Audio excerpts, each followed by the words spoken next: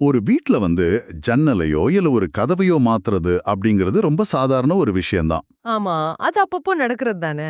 Correct. Design பழசாயிடுச்சு மாத்துவோன்னு சிம்பிளா முடிவு பண்ணிட்டு நம்ம பாட்டுக்கு போயிட்டே இருப்போம். ஆனா இப்போ ஒரு 300 வருஷ பழமையான ரொம்ப ஸ்ட்ராங்கான ஒரு பாரம்பரிய வீட்டின் அஸ்திவாரத்தையே வெறும் ஒரு துண்டுச்சீட்டை கொடுத்து அசைச்சு பார்க்க முடியும்னு யாராவது சொன்னா நீங்க நம்புவீங்களா? கேக்குறதுக்கே கொஞ்சம் அதிர்ச்சியா தான் இருக்கு. ஆமா. உங்களோட அறிடல் தேடலுக்காகவே உருவாக்கப்பட்ட இந்த ஸ்பெஷலான ஆழமான அலசல்ல நாம இன்னைக்கு அப்படி ஒரு அஸ்திவார அதிர்வை பத்தி தான் பேச போறோம். கண்டிப்பா இது ரொம்ப முக்கியமான ஒரு தலைப்பு. கொஞ்சம் யோசிச்சு பாருங்க. நீங்க ஒரு ஸ்கூல்ல படிக்கிறீங்க. திடீர்னு ஒரு நாள் காலையில சென்ட்ரல் போர்டுல இருந்து ஒரு சர்க்குலர் வருது. இனிமே இந்த மொழியை நீங்க படிக்க முடியாதுன்னு சிம்பிளா சொல்றாங்க. அது ஒரு பெரிய ஷாக் தானே.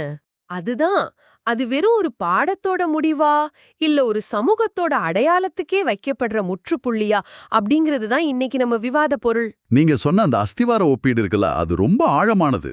ஏன்னா நாம பொதுவா கல்வி முறையில நடக்கிற மாற்றங்களை ஒரு ஜன்னலை மாத்துற மாதிரி தான் ரொம்ப கேஷுவலா கடந்து போயிடுவோம். ஆமா, புதுசா ஒரு சிலபஸ் வருது, எக்ஸாம் பேட்டர்ன் மாறுது, அவ்வளவுதானே நினைப்போம். அதேதான். ஆனா உண்மையில இன்னைக்கு நம்ம விவாதத்துல இருக்கிற இந்த விஷயம் ஒரு கிளாஸ் ரூம்குள்ள நடக்கிற சாதாரண மாற்றம் மட்டும் கிடையாது. ஓஹோ.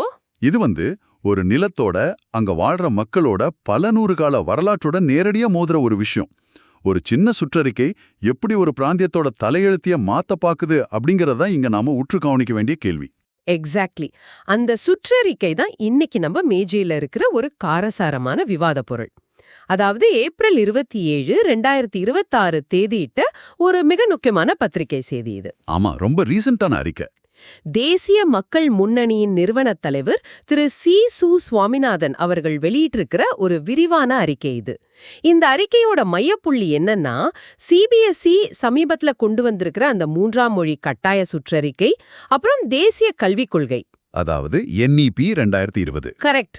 அந்த NEP 2020 இந்த ரெண்டும் சேர்ந்து புதுச்சேரியோட ரொம்பவே தனித்துவமான பிரெஞ்சு மொழிக்கும் அவங்களோட கலாச்சார அடையாளத்துக்கும் எப்படி ஒரு பெரிய ஆபத்தா நிக்குது அப்படிங்கறத இந்த அறிக்கை ரொம்ப தீவிரமா அலசுது. அதுல அவங்க பயன்படுத்தின வார்த்தைகள் ரொம்ப ஸ்ட்ராங்கா இருந்துச்சு. ஆமா, இந்திய ஒன்றியத்தோட பன்முகத்தன்மை மீதும் ஒரு சின்ன யூனியன் பிரதேசத்தோட 300 கால நாகரிக தொடர்ச்சியின் மீதும் நடத்தப்படுற மிகப்பெரிய தாக்குதல்னு அவங்க இதை சொல்றாங்க. அது ஒரு பெரிய குற்றச்சாட்டு. ஆனா எனக்கு இங்க ஒரு அடிப்படையான கேள்வி வருது. இப்போ 6ஆம் வகுப்புல பிரெஞ்சு மொழிய ஒரு பாடமா நீக்கிறது அப்படிங்கிறது ஏதோ ஒரு சப்ஜெக்ட் தூக்குற மாதிரி தானே வெளியில தெரியுது.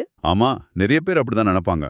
அது எப்படி 12ஆம் வகுப்பு வரைக்கும் படிக்கிற ஒட்டுமொத்த மாணவர்களையும் பாதிக்கும்னு இந்த ஆவணம் வாதிடுது. இது ஏன் அவங்க அவ்வளோ பெரிய ஒரு விஷயமா பாக்குறாங்க?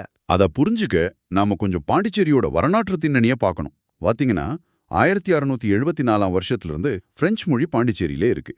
ஓ, 300 வருஷத்துக்கு மேல. ஆமா, அது வெறும் ஏதோ ஒரு அயல்நாட்டு மொழி கிடையாது. அது அந்த மக்களோட வாழ்வியலோட இரண்டரை கலந்து போன ஒரு விஷயம். இந்த அறிக்கையை சுட்டிக்காட்டுற ஒரு முக்கியமான தர்க்கம் என்னன்னா, மொழி அப்படிங்கிறது ஒரு செயின் மாதிரி. ஒரு தொடர்ச்சி இருக்குன்னு சொல்றீங்க. கண்டிப்பா. நீங்க 6ஆம் வகுப்புல ஒரு மொழிக்கான அடித்தளத்தை உடைச்சிட்டீங்கன்னா, அந்த மாணவன் எப்படி 9ஆம் வகுப்புலயோ இல்ல 12ஆம் வகுப்புலயோ அந்த மொழியை கத்துக்க முடியும்? லாஜிக்கலான பாயிண்ட் தான். ஒருவேளை 6ஆம் வகுப்புல பிரெஞ்சை நீக்கிட்டா, அதோட தொடர்ச்சியா அடுத்தடுத்த வகுப்புகள்ல பிரெஞ்சு படிக்கிற வாய்ப்பு மாணவர்களுக்கு நிரந்தரமா பறிபோயிடும். அப்போ மொத்தமா கட் ஆயிடும். அதேதான். கடந்த 3 தலைமுறைகளா பாண்டிச்சேரி மாணவர்கள் பிரெஞ்சு மொழியை படிச்சுட்டு வராங்க. இதனால கிட்டத்தட்ட 400 பிரெஞ்சு ஆசிரியர்களோட வேலை வாய்ப்பு இங்க இருக்கு. அப்போ இது வெறும் கல்வி மட்டும் இல்ல, வாழ்வாதாரமும் கூட. கரெக்ட். இதை வெறும் ஒரு ஸ்கூல் சிலபஸ் பிரச்சனைன்னு நம்ம சுருக்கிடவே முடியாது. ஓ, அப்போ இத அடித்தளத்தை வெட்டிட்டா கட்டிடம் தானா சரிஞ்சிரும் அப்படிங்கிற மாதிரியான ஒரு லாஜிக். சரியா சொன்னீங்க. ஆனா இதுல இன்னொரு சுவாரஸ்யமான வார்த்தைய அந்த அறிக்கை பயன்படுத்துது. பிரெஞ்சு மொழிய அவங்க உலகளாவிய கடவுச்சீட்டு, அதாவது ஒரு குளோபல் பாஸ்போர்ட் அப்படின்னு வர்ணிக்கிறாங்க. ரொம்ப பவர்ஃபுல்லான ஒரு உருவகம் அது. ஆமா, ஒரு மொழிய பாஸ்போர்ட்டோட ஒப்பிடுறது ரொம்பவே ஸ்ட்ராங்கான விஷயம். இதுக்கு பின்னாடி இருக்கிற